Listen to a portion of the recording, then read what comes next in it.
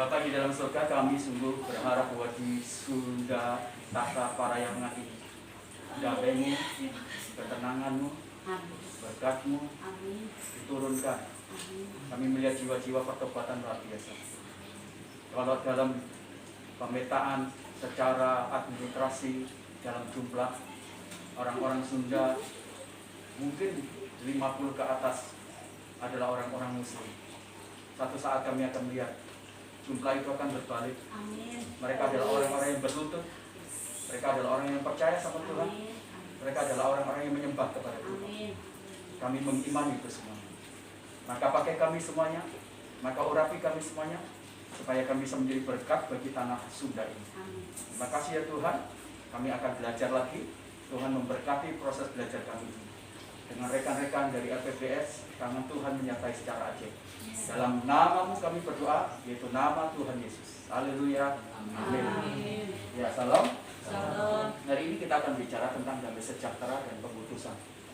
Hari kita akan membuka di dalam Yohanes pasal yang ke-20 ayat yang ke-21. Injil Yohanes pasal yang ke-20 ayat 21. Maka kata Yesus sekali lagi, damai sejahtera bagi kamu, sama seperti Bapa mengutus aku, demikianlah juga sekarang akan mengutus aku. Bapak Ibu yang kekasih di dalam Tuhan, Tuhan itu adalah sumber dari sebuah damai sejahtera. Itu sebabnya kalau kita bisa melihat di Yesaya, dia disebut sebagai Raja Damai. Nah, kalau dia adalah Raja Damai, berarti yang mengalir dari apa yang dipaparkan dalam kehidupan, dalam pemerintahan Allah itu sendiri, itu adalah kedamaian, sejahtera.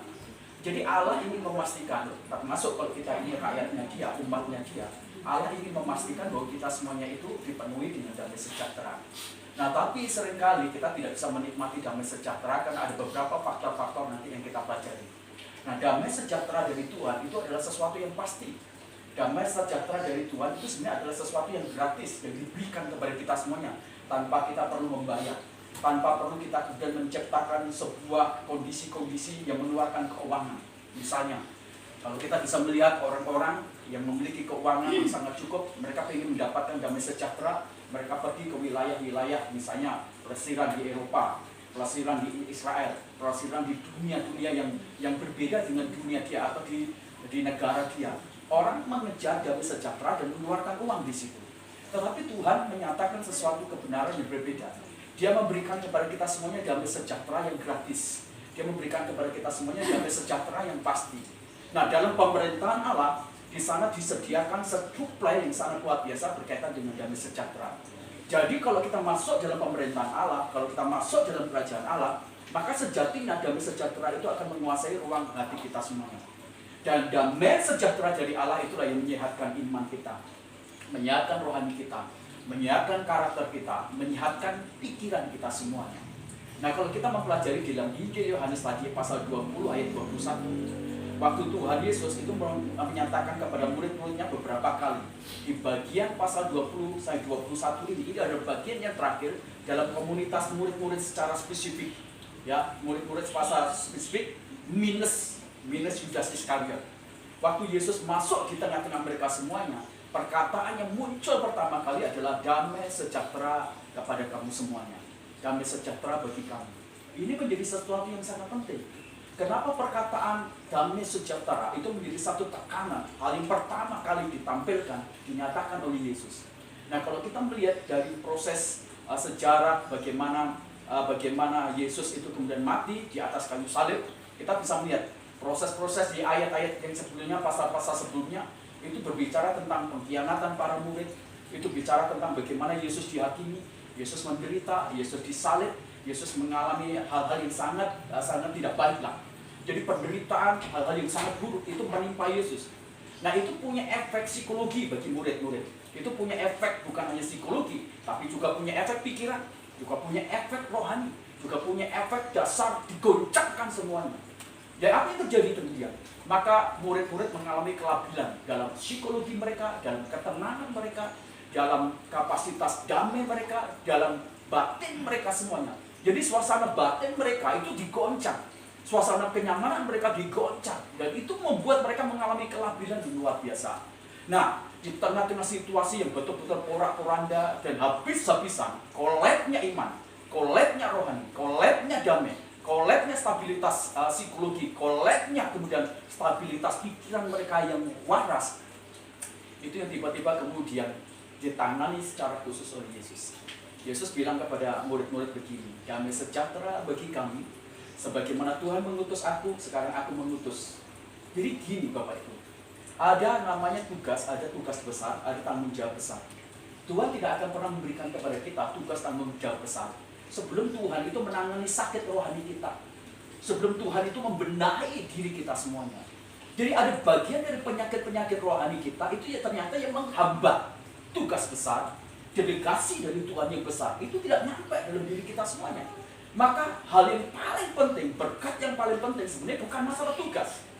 Jadi berkat yang paling penting itu bukan pelayanan. Berkat yang paling besar itu adalah bagaimana Tuhan itu mengubah diri kita sampai pada akhirnya kita layak dipercaya untuk tugas dan promosi yang besar. Nah, seringkali orang pengennya tugas besar, seringkali orang pengennya itu tanggung jawab besar, seringkali orang itu maunya promosi, tapi tidak pernah diubah, tidak pernah ditangani secara serius bagian dari sisi kelabilan dari orang-orang Kristen itu sendiri. Nah, makanya hari ini kita akan melihat beberapa pelajaran-pelajaran penting. Yang pertama, kita bisa mempelajari hal yang berhubungan dengan damai sejahtera. Yang kita akan melihat beberapa penghancur damai sejahtera, sehingga kita semuanya tidak dipercaya oleh Tuhan. Kita tidak diberikan kesempatan-kesempatan yang besar. Mengapa berkat Tuhan tidak ada dari kita? Mengapa berkat Tuhan tidak terrealisasi dalam hidup kita? Mengapa berkat Tuhan tidak nyata dalam hidup kita semuanya? Karena kita menghancurkan itu sendiri. Damai sejahtera dari Allah tidak nyata dalam hidup kita semua. Sekali lagi, Damai sejahtera itu menjadi unsur penyembuh kesehatan dari iman, dari rohani, dari pikiran, dari perasaan kita, dari motif kita semuanya. Orang yang tidak memiliki damai sejahtera, orang itu nggak secure. Orang yang tidak memiliki damai sejahtera, orang itu berada dalam kondisi tidak aman, tidak nyaman. Makanya kenapa orang-orang yang tidak aman, tidak nyaman, orang itu tidak bisa dipercayai. Karena bagaimana dia bisa dipercaya dengan perkara besar kalau dia merasa tidak nyaman? Nanti ketemu dengan orang-orang yang lebih baik, dia nggak nyaman. Oh, ini saingan nih bagi saya. Kalau orang nggak secure, tidak punya damai sejahtera, orang itu akan membahayakan untuk kepercayaan besar, bisa menghancurkan diri dia, bisa menghancurkan pelayanan, dan bisa menghancurkan orang lain. Makanya damai sejahtera itu menjadi sesuatu yang sangat penting. Nah, saya ingin kita belajar bersama-sama. Yang pertama adalah kita akan melihat unsur penghancur dari damai sejahtera. Yang pertama adalah rasa takut. Nah, unsur rasa takut yang berlebihan itu menjadi unsur yang membuat kita semuanya dihancurkan damai sejahtera kita. Unsur yang membuat kita kemudian tidak memiliki damai sejahtera, kehilangan damai sejahtera adalah rasa takut yang berlebihan. Mari saya ingin mengajak kita semuanya. Waktu Yesus ditangkap, para murid-murid melihat dan kemudian mereka lari. Waktu Yesus diadili, para murid juga mereka melihat. Ya, mereka melihat walaupun dari jauh. Waktu Yesus dicambuk, waktu Yesus dilukai, waktu Yesus diperlakukan dengan aniaya secara fisik, ya lalu murid-murid lihat itu semuanya. Murid-murid alami itu semuanya. Nah, bayangin, Yesus saja dilukai, Yesus saja disakiti, Yesus didera, Yesus dicambuk.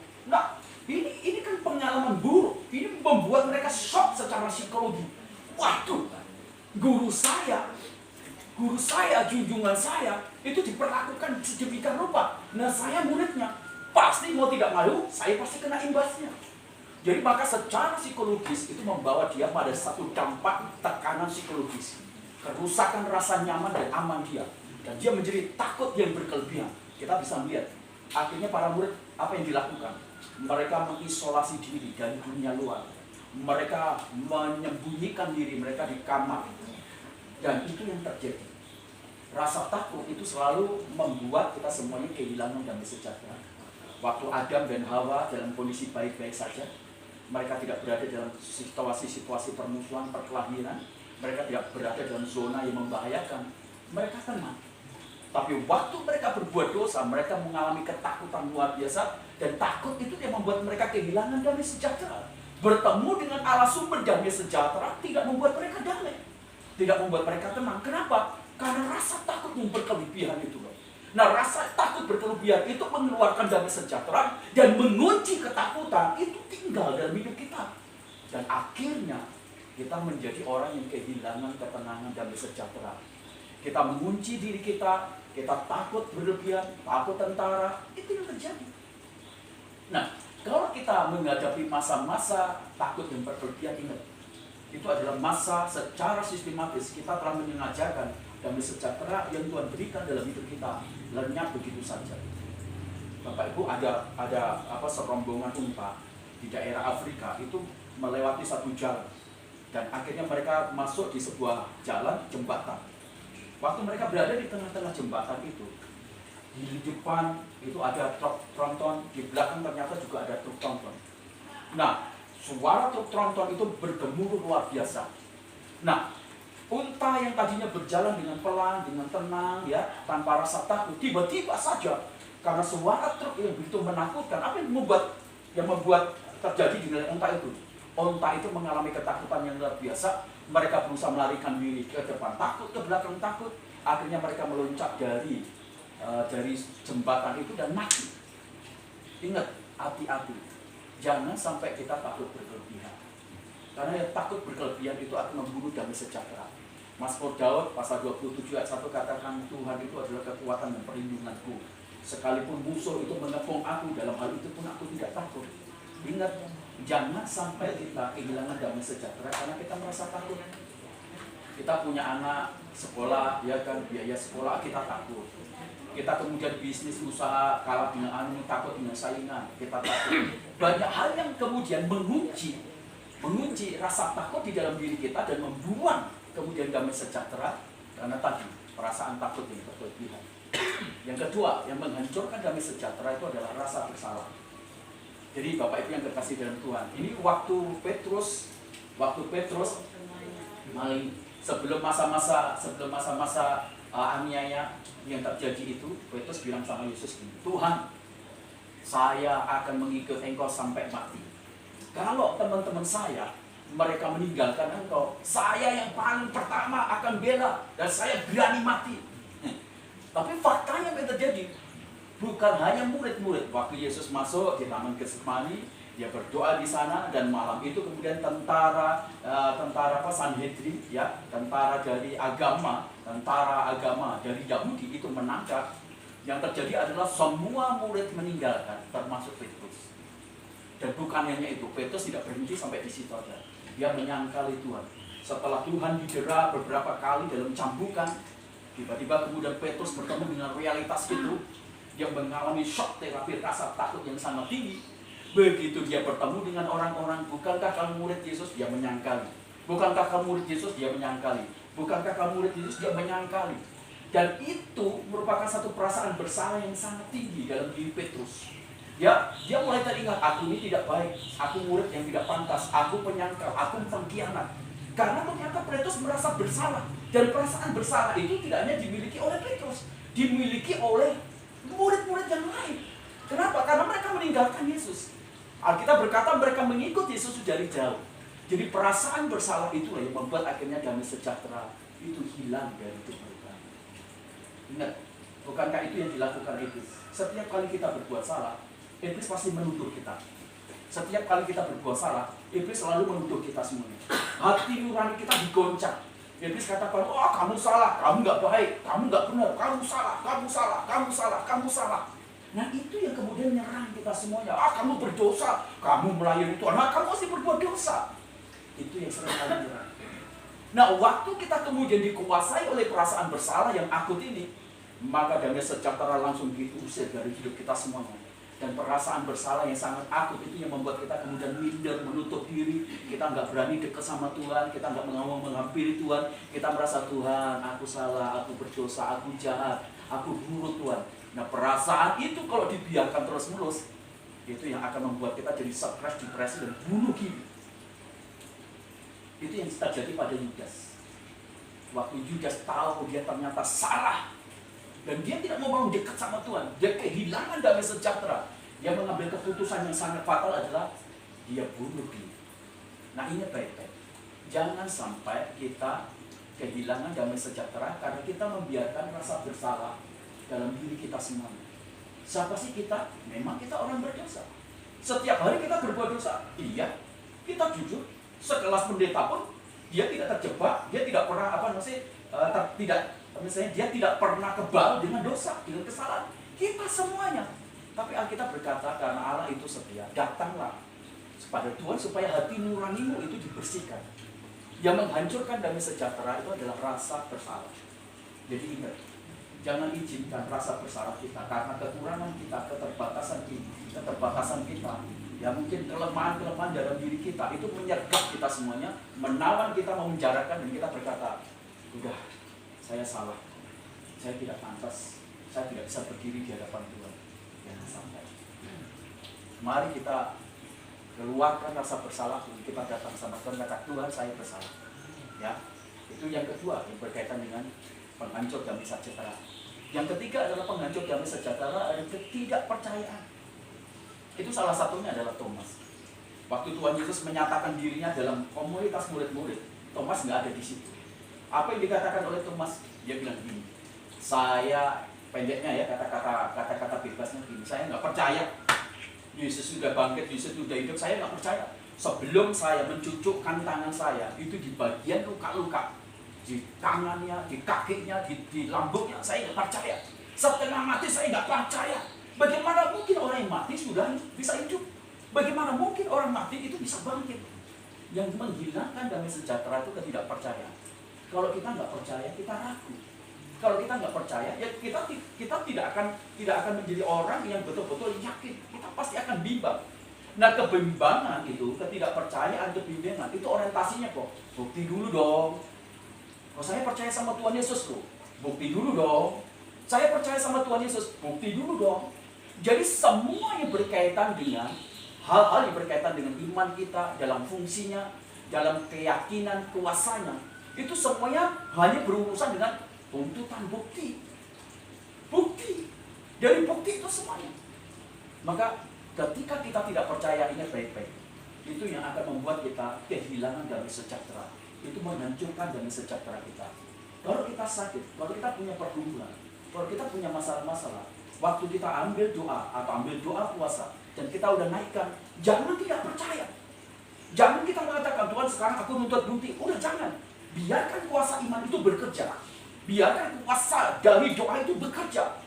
Memang mungkin untuk mewujudkan penggenapan dari kuasa doa mungkin agak lambat. Tapi percayalah bahwa iman kita itu menghasilkan sebuah dampak yang luar biasa. Jadi jangan tidak percaya. Aduh Tuhan, gimana ya dengan kehidupan yang makin hari makin sulit. Kalau kerja aja dapatnya cuma sedikit. Bisa nggak saya hidup? Kalau kita udah pujian, udah penyembahan, udah doa, sudah yakini, tutup semua keraguan, tutup pintu ketidakpercayaan, tutup semua untuk menuntut bukti-bukti, tutup semua itu. Udah yakin aja, berjalan dengan hidup normal. Karena itu yang bikin kita kehilangan damai sejahtera. Kalau kita kehilangan damai sejahtera, pecah. Fokus itu pecah. Kalau fokusnya pecah, ya kita tidak bisa menghasilkan apa-apa. Kalau orang itu fokusnya udah pecah, orang itu tidak bisa mendapatkan asal apa-apa. Nah, kali orang-orang yang tidak percaya selalu untuk bukti, alami dulu dong. Akhirnya iman itu berada di bagian akhir. Apa yang tidak kita percayai tidak akan memberikan keyakinan. Apa yang tidak kita yakini, ya akan memberikan skeptisisme. Skeptis hanya akan membuat kita bimbang. Dan bimbang akan membiarkan damai sejahtera itu hilang dalam hidup kita. Ingat itu baik-baik. Menghancur di tempat harapan yang tak tercapai. Nah, beberapa murid-murid, kalau kita melihat ya, beberapa murid-murid, mereka memiliki ekspektasi yang tinggi. Ekspektasinya apa? Waktu mereka melihat Yesus, itu punya kekuatan supranatural, adikodrafi yang hebat. Mereka berkata, ini tokoh yang kita tunggu-tunggu. Ini adalah tokoh yang akan membawa kita merdeka dari penjajahan Roma. Ini tokoh hebat. Inilah orang yang akan kita nanti-nanti, yang memiliki hal supranatural. Menghidupkan orang mati saja bisa, apalagi menaklukkan, apalagi menghancurkan musuh-musuhnya, jajahannya. Itu sangat mudah sekali. Jadi sebenarnya ekspektasi orang-orang Yahudi itu begitu sangat tinggi terhadap Yesus. Mereka berharap bahwa Yesus itu akan memerdekakan orang Israel. Mereka berharap bahwa Yesus itu akan melepaskan mereka dari penjajahan orang-orang Romawi. Mereka berharap bahwa akhirnya kejayaan orang Israel itu muncul lagi di masa keemasannya. Tapi ternyata Yesus tidak menunjukkan ekspektasi. Yesus ditangkap, dia nggak ngelawan. Dan Yesus diadili, dia nggak ngelawan. Yesus dianiaya dan mati di atas kayu salib. Nah, yang sering kali membuat damai sejahtera dalam hidup kita itu adalah apa? Karena ekspektasi kita terlalu tinggi. Kita berharap terlalu besar, tapi kita tidak pernah melihat bagian-bagian dari titik-titik kelemahan kita. Akhirnya orang-orang mereka menjadi kehilangan damai sejahtera. Para murid berharap hal jasmani terlalu besar, tapi mereka tidak memahami. Kenapa mereka kemudian ekspektasinya? Mereka salah memahami Yesus. Mereka berpikir Yesus pasti akan memulihkan kerajaan Israel. Ternyata tidak. Yesus ternyata mati. Dan bukan orang yang sangat berkuasa yang ditampilkan seperti ketika dia menghidupkan orang mati. Enggak. Yesus tidak menurunkan malaikatnya untuk melindungi dia. Enggak. Ternyata dia menunjukkan kelemahannya dan dia kalah sepertinya. Berapa dari kita juga demikian. Waktu kita berdoa, waktu kita melayani, kita berharap ekspektasi tinggi. Tapi nol besar. Tidak ada apa-apa. Yang terjadi adalah itu tadi. Kita kehilangan damai sejahtera. Kita kehilangan sesuatu yang baik dalam hidup kita semuanya. Ternyata ikut Tuhan hasilnya cuma gini ya. Kita doa ternyata hasilnya gini. Nah, ternyata saya sudah betul-betul percaya sama Tuhan, ninggalin iman saya dan percaya sama Tuhan, hasilnya gini-gini aja.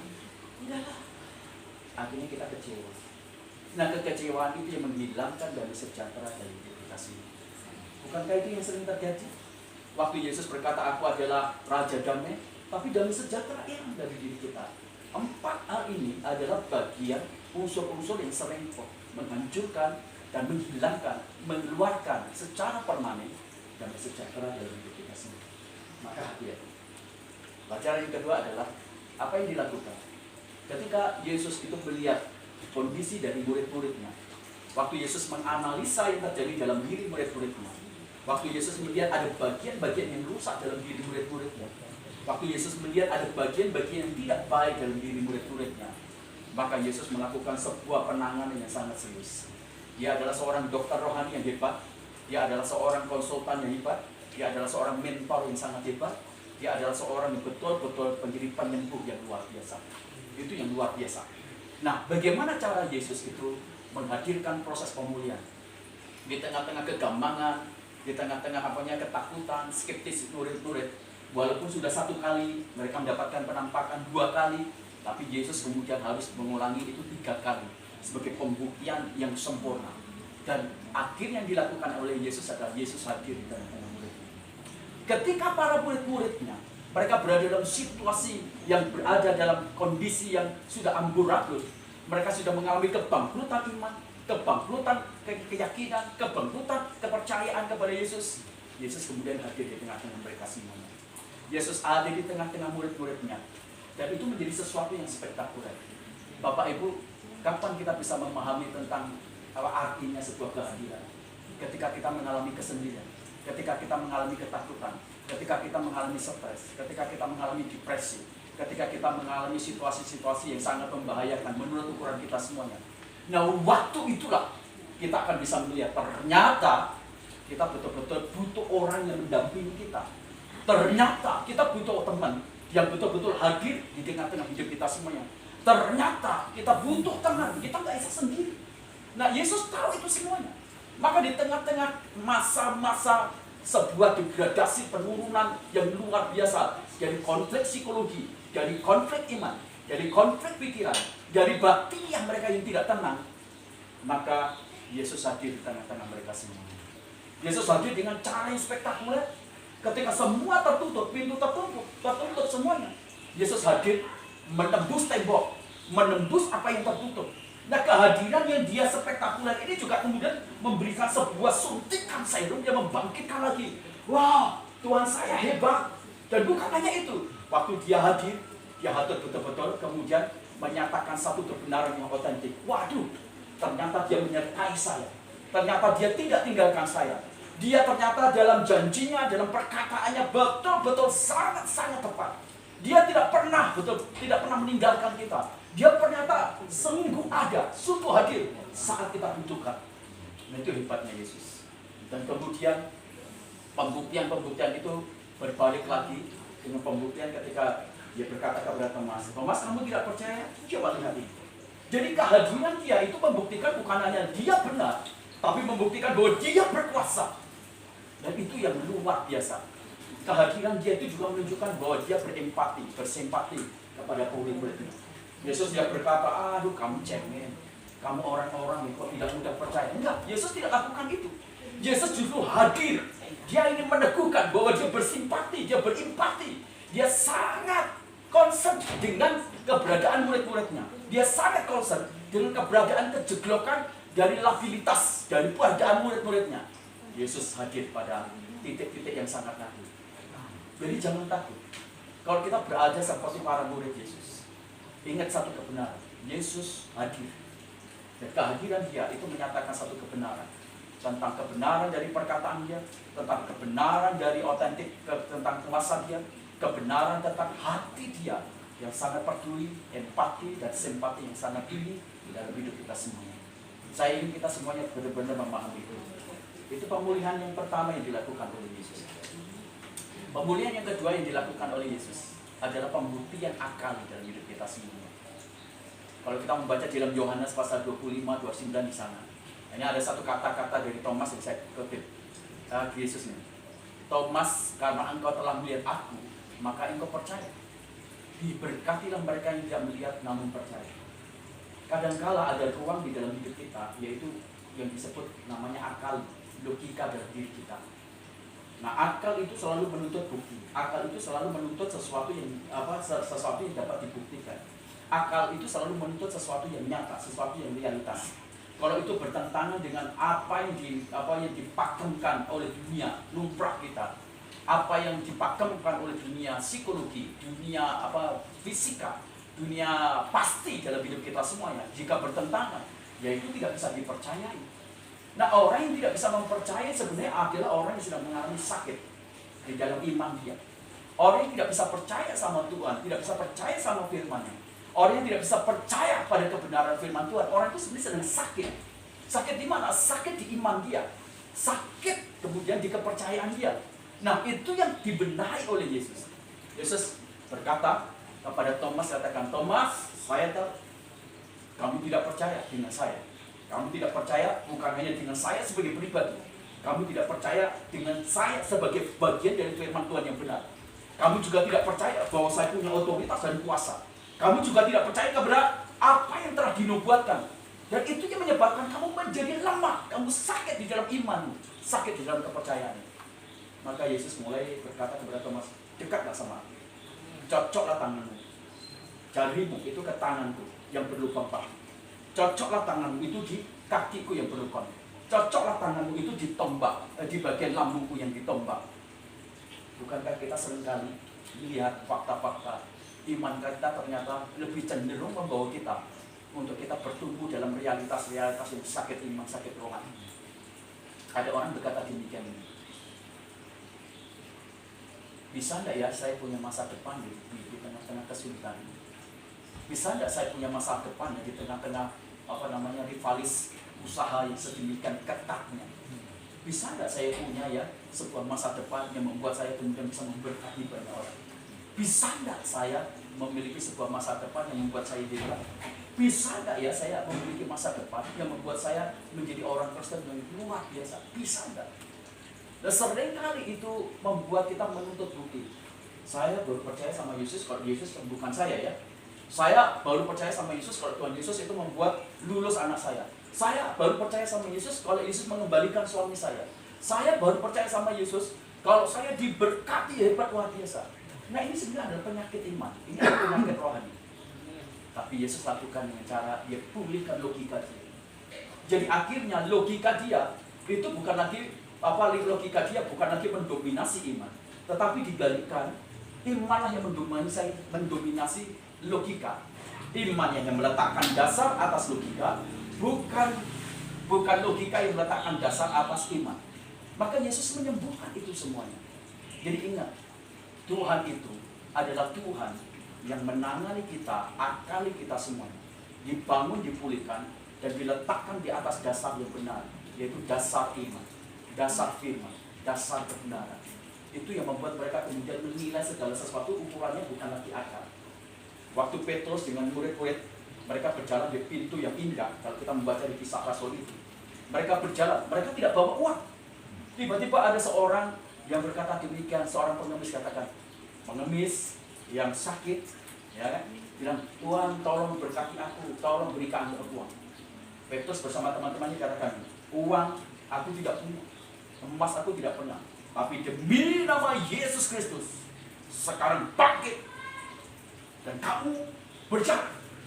Kenapa melintasi batas demikian? Uang mereka nggak mungkin.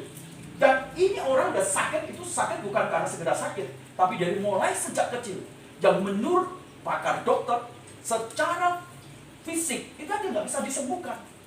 Tapi ingat, kenapa mereka bisa berkata iman dan bisa menghasilkan mujizat? Karena logikanya itu didasari dengan firman, didasari dengan kebenaran, didasari oleh fakta firman. Itu yang membuat mereka kemudian menjadi kuat. Karena logikanya dikuasai oleh iman, tidak lagi hidup dikuasai oleh akal. Kalau kita sekarang mulai melihat tahun 2020-2021, kira-kira waktu kemarin kita tahun 2020, kita berpikir bisa nggak cari makan ya? Karena di tengah-tengah usaha nggak bisa, ada banyak orang. Bahkan ada banyak orang yang bunuh diri pada tahun 2020, termasuk 2021. Kenapa? Mereka pikir gimana bisa makan? Karena usaha nggak bisa. Mau buka usaha nggak ada yang mau makan.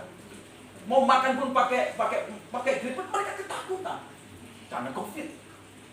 Tapi coba kita renungkan, kok kita bisa lintasi, kok kita bisa keluar, kok kita bisa kuat, Kok kita bisa makan? Kok kita bisa hidup sampai hari ini? Kalau berdasarkan logika, sudah nggak mungkin. Hanya imanlah yang melintasi itu semua. Maka Tuhan memulihkan kita semua. Waktu kita berada dalam titik akhir, kesakitan itu semuanya, dan Tuhan melakukan pemulihan di dalam hidup kita semua.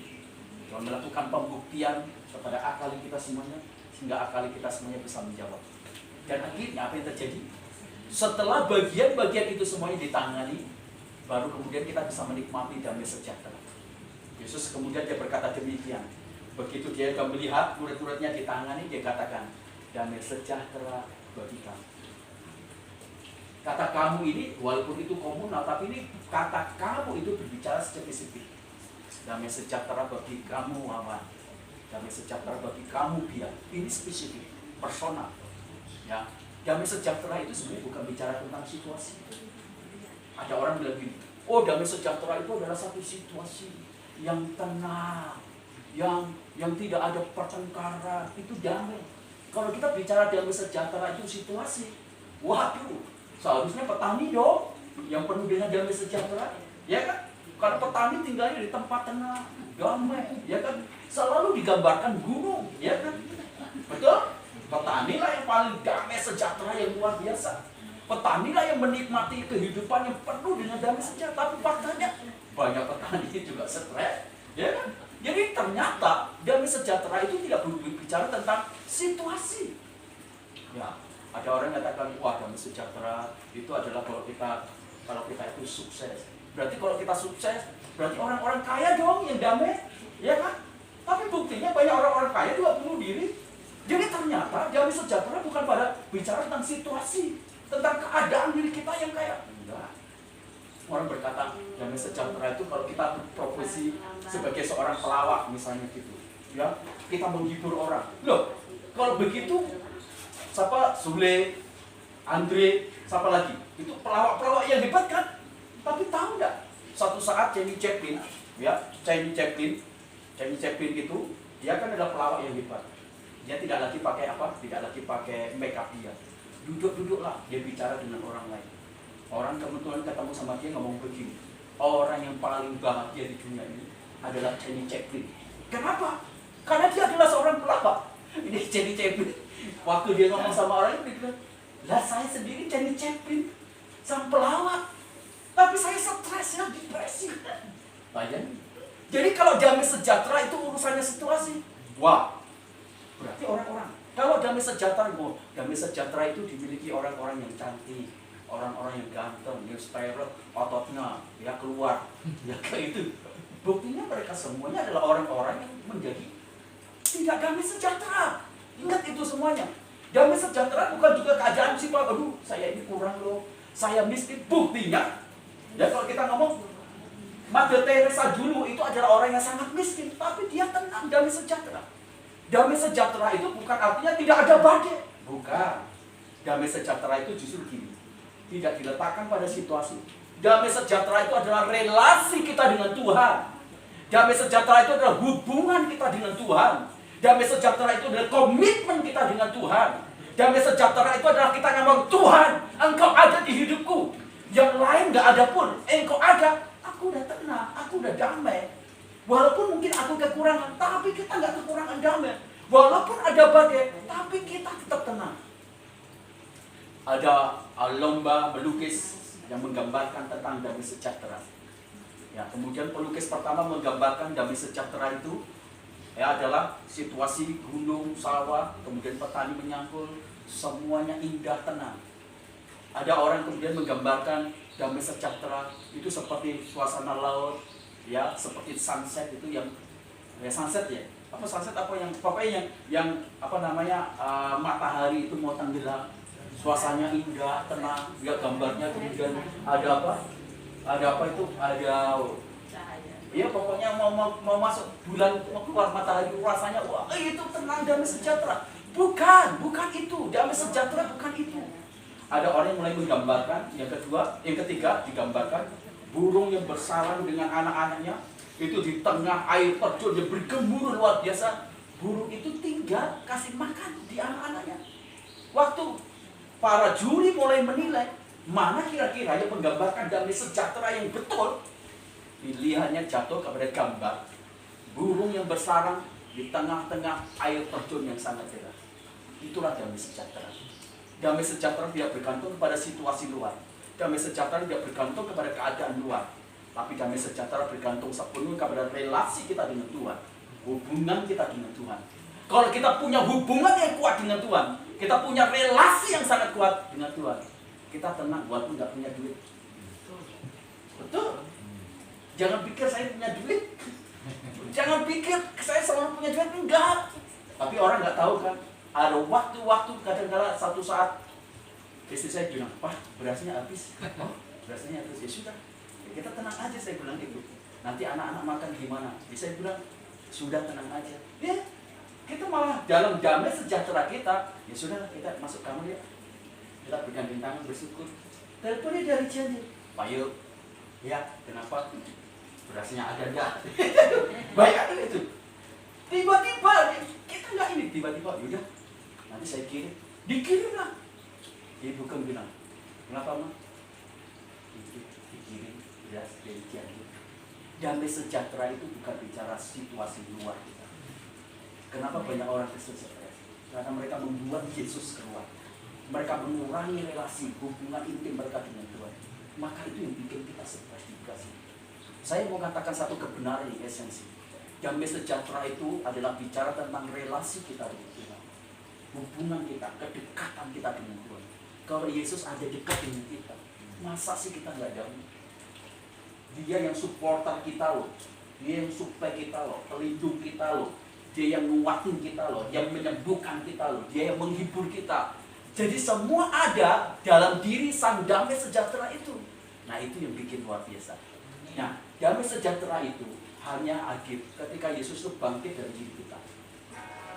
Kalau Yesus tidak bangkit di dalam diri kita, damai sejahtera itu muncul ketika Yesus bangkit. Setelah Yesus bangkit, damai sejahtera itu muncul di tengah-tengah ketakutan para murid. Waktu Yesus datang, dia katakan damai sejahtera. Di mana ada kebangkitan Kristus dalam hidup kita, maka di sana akan ada damai sejahtera. Damai sejahtera hanya didapat pada waktu pemberesan dosa kita dengan Kristus.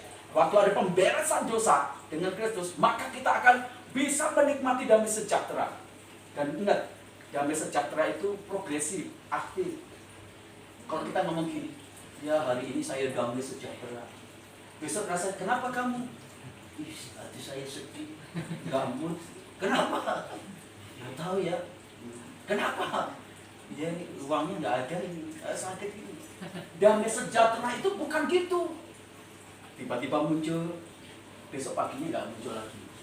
Itu sih bukan damai sejahtera. Tuhan bilang gini, damai sejahtera aku berikan. Itu sifatnya permanen. Makanya kata yang muncul dari Yohanes itu meneo. Artinya tinggal tetap, permanen. Walaupun nggak ada uang, damai sejahtera nggak hilang kecuali relasi kita hilang. Damai sejahtera dengan Kristus itu progresif. Artinya terus terjadi dalam hidup kita. Walaupun kita menghadapi tekanan, walaupun kita menghadapi hal buruk, walaupun kita menghadapi hal yang tidak menyenangkan, damai sejahtera itu tinggal dalam hidup kita, kecuali kita mengeluarkan. Damai sejahtera itu tidak terpenjara dengan kebencian. Damai sejahtera itu tidak terpenjara dengan sesuatu yang buruk, tapi dia akan melepaskan pengampunan. Karena damai sejahtera itu luar biasa, penuh dengan kemudian sifat Allah. Damai sejahtera itu menyembuhkan hubungan antara kita dengan Tuhan sesama, menyembuhkan diri kita. Ini yang keren. Jadi Yesus itu menangani kemudian kehadiran dia, dan kemudian dia memberikan itu semuanya menjadi sesuatu yang pasti. Dan yang terakhir, yang saya senang dengan Tuhan adalah ini. Kalau kita udah menganalisa, sudah mendiagnosa masalah-masalah yang terjadi di dalam diri kita udah analisa nih ya. Kita udah analisa, kita tahu detail-detail akar dari masalah-masalah yang terjadi dalam diri kita, sehingga damai sejahtera yang pasti itu kemudian tidak tinggal dalam diri kita dengan 4 hal itu. Dan kita yakin bahwa ternyata Tuhan itu bergerak di sana untuk menyembuhkan, untuk memulihkan, dan membuat kita menjadi baik. Dan kemudian damai sejahtera itu diberikan kepada kita. Maka ingat, saya ingin satu kebenaran. Kalau Tuhan memberikan damai sejahtera yang permanen, dan Tuhan sudah memulihkan kita, dan damai sejahtera itu diberikan sama kita, Anda harus siap untuk satu tugas besar. Kita harus siap untuk tugas besar. Karena Yesus tadi di dalam Yohanes pasal 20, 21 gini. Damai sejahtera bagi kamu. Setelah itu bilang gimana? Sebagaimana Bapa mengutus aku, sekarang aku utus engkau. Saya mau katakan, kalau hidup kita tidak penuh dengan damai sejahtera, maka Allah tidak akan memberikan pendelegasian tugas. Kalau kita tidak beres dengan sakit-sakit di dalam diri kita semuanya, Tuhan tidak akan memberikan pendelegasian apa? Tugas. Tuhan berkata damai sejahtera. Setelah damai sejahtera itu menyehatkan tubuh, jiwa, roh, batinnya kita semuanya, pikiran kita semuanya. Setelah kita sehat dan betul-betul diyakinkan sehat. Karena kalau kita sehat berarti kita akan membawa kesembuhan. Kalau kita sakit kita akan membawa sebuah epidemi atau pandemi. Maka itu akan berbahaya bagi orang lain. Setelah kita sehat, tubuh, jiwa, roh, batin, pikiran kita semuanya, maka Tuhan berkata, sebagaimana Bapa mengutus aku, maka aku mengutus kamu. Jadi, ingat baik-baik sebuah kebenaran. Promosi akan Tuhan berikan kepada kita semuanya. Tanggung jawab besar, ketinggian, kemuliaan akan diberikan kepada kita semuanya. Kalau damai sejahtera sudah menguasai hidup kita semuanya. Kalau damai sejahtera sudah menyembuhkan kita semuanya. Kalau damai sejahtera tinggal tetap dalam hidup kita semuanya.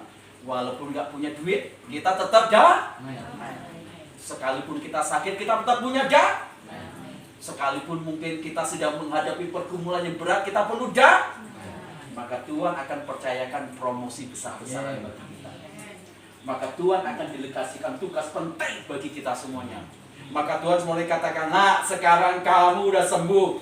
Nak sekarang kamu waktunya jadi berkat. Hari ini aku memberikan tugas.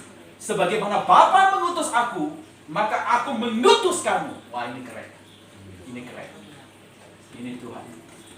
Jadi promosi itu akan selalu diberikan orang. Setelah Tuhan memberikan penanganan-penanganan secara khusus bagi kita. Dan setelah Tuhan mempermanenkan dari sejahtera tinggal dalam hidup kita semuanya. Setelah Tuhan memastikan bahwa hidup kita ini adalah gudang obat, hidup kita ini adalah gudang serum.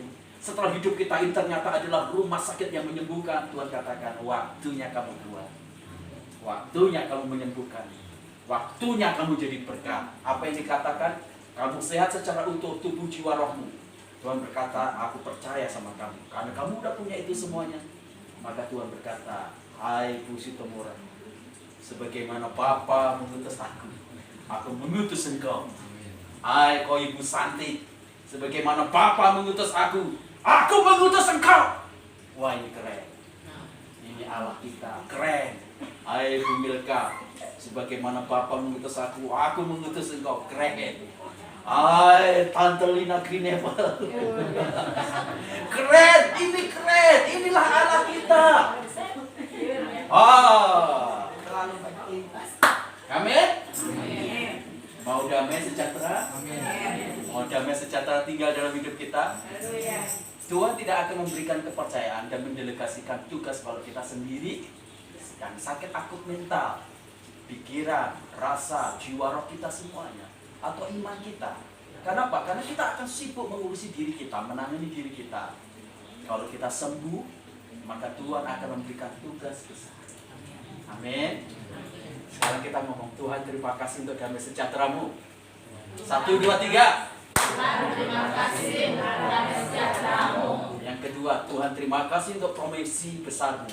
Tuhan terima kasih untuk promosi besar-Mu. Yes. Bukan hanya promosi untuk apa pelayanan, tapi promosi keuangan, ya kan? Promosi ekonomi, promosi tanggung jawab besar. Amin. Amin. Mau? Katakan kepada Tuhan, Tuhan, aku terima kasih untuk damai sejahtera. Terima kasih. Haleluya. Saya senang sekali firman Tuhan hari ini secara khusus itu memberkati saya. Amin. Saya minta secara khusus untuk Pak Yusuf untuk berdoa buat sesi yang pertama ini. Baik, kita berdoa. Bapa di dalam surga, pada siang hari ini kami sangat bersyukur dan berterima kasih kepadamu atas penyertaan Tuhan sepanjang pagi hingga siang hari ini. Tuhan telah memberkati kami dengan firman-Mu begitu menyentuh hati pikiran kami. Dan Tuhan, kami bersyukur untuk berkat-Mu yang Kau telah curahkan bagi kami semua. Dan berikan kepada kami terus-menerus di dalam situasi apapun kedamaian yang Tuhan berikan. Dan berikan kepada kami terus Bapa, supaya kami disembuhkan dari segala sakit penyakit yang menghambat kedamaian kami semua. Bapa, kami bersyukur kepadamu atas hamba-Mu yang telah menyampaikan kebenaran firman Tuhan. Pakailah Pak Yohanes dengan keluarga di tempat ini untuk menjadi saluran berkat-Mu, untuk memberitakan damai sejahtera yang datang daripada Tuhan untuk jemaat-jemaat Tuhan di tempat ini. Pakailah beliau Bapa di dalam setiap pelayanan yang beliau lakukan. Dialah menjadi anak-anak-Mu yang tangguh di tempat ini, menjadikan banyak orang yang percaya kepada Tuhan dan mereka memiliki kedamaian yang datang daripada Tuhan. Terima kasih Bapa untuk berkat-Mu sepanjang hari ini, untuk firman-Mu. Hanya dalam nama Tuhan Yesus kami berdoa. Amin. Amin. Ya, kita istirahat dulu. Siapa yang mau ngopi, siapa yang mau ini ya. Saya udah Pulang jam berapa? Enggak sih, cuma Jakarta.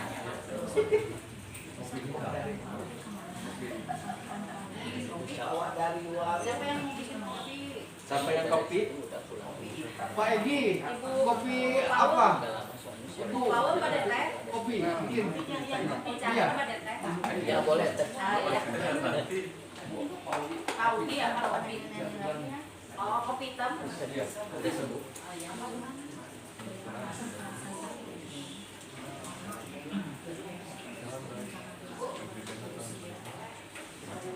Pak Bro, pakai ini kan ya.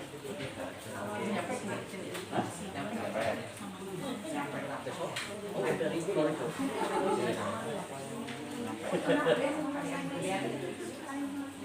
Saya di situ Pak. Yes.